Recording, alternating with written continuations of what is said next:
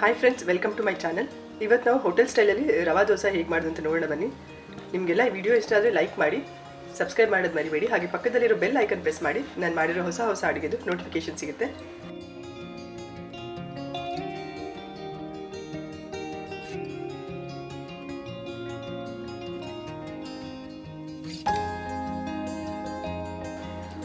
ರವಾ ದೋಸೆ ಮಾಡೋಕ್ಕೆ ನಾನು 1 cup medium ಉಪ್ಪಿಟ್ಟು ರವೆ ತೊಗೊಂಡಿದ್ದೀನಿ.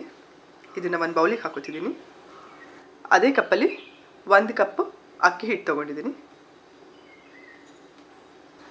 1/4 ಕಪ್ ಮೈದಾ ಹಿಟ್ಟು ತೊಗೋತಿದ್ದೀನಿ. ಇದಕ್ಕೆ ನಾನು ಸ್ವಲ್ಪ ಚಿಕ್ಕದಾಗಿ ಹೆಚ್ಚಿಟ್ಟಿರೋ ಕರಿಬೇವಿನ ಸೊಪ್ಪು ಹಾಕ್ತಿದ್ದೀನಿ. ಸ್ವಲ್ಪ ಕೊತ್ತಂಬರಿ ಸೊಪ್ಪು, ಒಂದು ಅರ್ಧ ಈರುಳ್ಳಿ ಹಾಕ್ತಿದ್ದೀನಿ.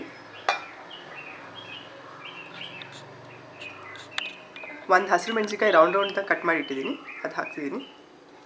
ಒಂದು ಅರ್ಧ ಇಂಚ್ ಶುಂಠಿ ತುರಿದು ಇಟ್ಟಿದ್ದೀನಿ, ಅದನ್ನು ಹಾಕೋತೀನಿ.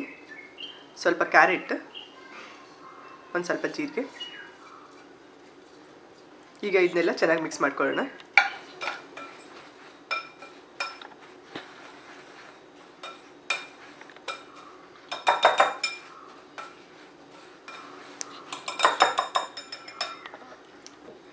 ನಾನು ಅದೇ ಕಪ್ಪಲ್ಲಿ 4.25 ಕಪ್ ನೀರು ತೊಗೊಂಡಿದ್ದೆ.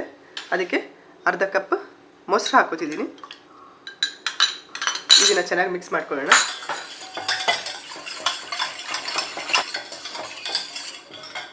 ಈಗ ಈ ಮಜ್ಜಿಗೆನ ಸ್ವಲ್ಪ ಸ್ವಲ್ಪನೇ ಹಾಕ್ತಾ ಇದನ್ನು ಮಿಕ್ಸ್ ಮಾಡ್ತಾ ಹೋಗೋಣ.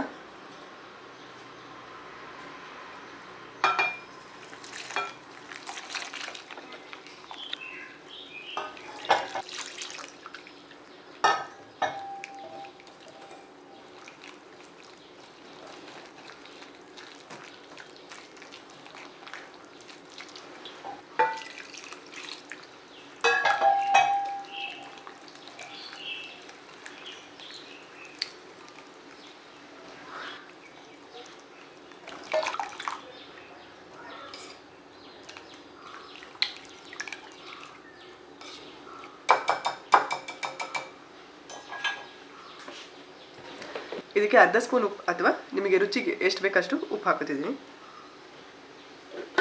ಈಗ ಚೆನ್ನಾಗಿ ಮಿಕ್ಸ್ ಮಾಡ್ಕೊಳ್ಳೋಣ.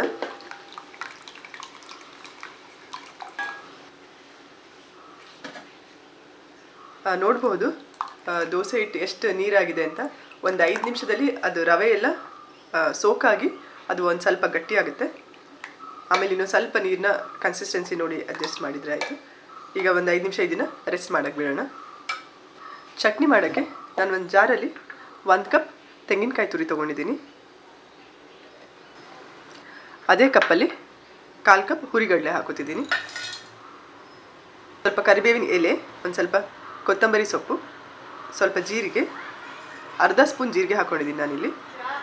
ಖಾರ ಕಡಿಮೆ ಬೇಕು ಅನ್ನೋರು 1 ಹಸಿರು ಮೆಣಸಿನ್ಕಾಯಿ ಹಾಕೊಬೋದು, ಇಲ್ಲಾಂದರೆ 2 ಹಸಿರು ಮೆಣಸಿನ್ಕಾಯಿ. ಖಾರ ಬೇಕು ಅನ್ನೋರು 2 ಹಸಿರು ಮೆಣಸಿನ್ಕಾಯಿ. ನಾನು ಇಲ್ಲಿ 1 ಹಸಿರು ಮೆಣಸಿನ್ಕಾಯಿ ಹಾಕೋತಿದ್ದೀನಿ.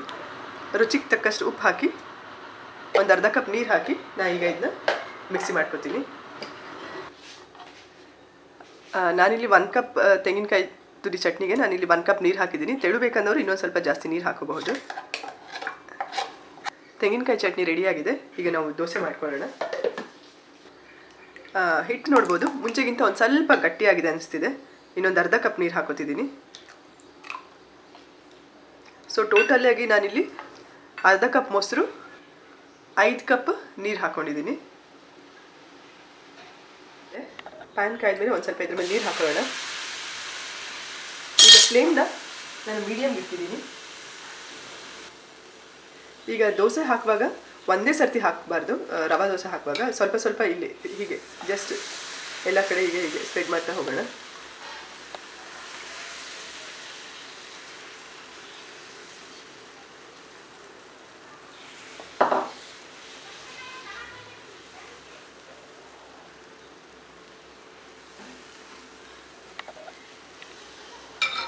ಮೇಲ್ಗಡೆಯಿಂದ 1 ಸ್ಪೂನ್ ಎಣ್ಣೆ ಹಾಕೋತಿದ್ದೀನಿ.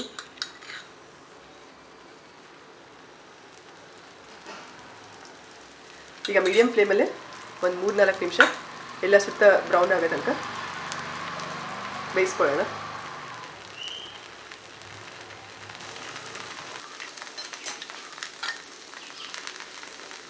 ನೋಡ್ಬೋದು ಸುತ್ತ ಎಲ್ಲ ಸ್ವಲ್ಪ ಬ್ರೌನ್ ಕಲರ್ ಆಗ್ತಿದೆ. ಈಗ ರವಾ ದೋಸೆನ ತೆಗೆಯೋಣ.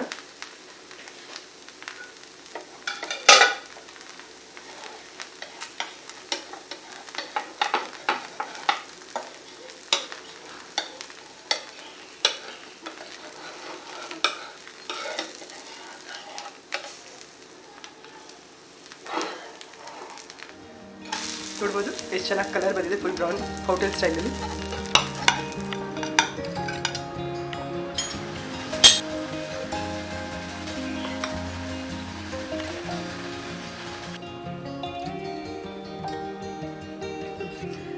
ಸೂಪರ್ ಟೇಸ್ಟಿಯಾಗಿರೋ ರವಾ ದೋಸೆ ರೆಡಿಯಾಗಿದೆ. ನೀವು ಟ್ರೈ ಮಾಡಿ, ಹೇಗಾಗಿದೆ ಅಂತ ಹೇಳಿ ಕಮೆಂಟ್ ಮಾಡಿ ತಿಳಿಸಿ.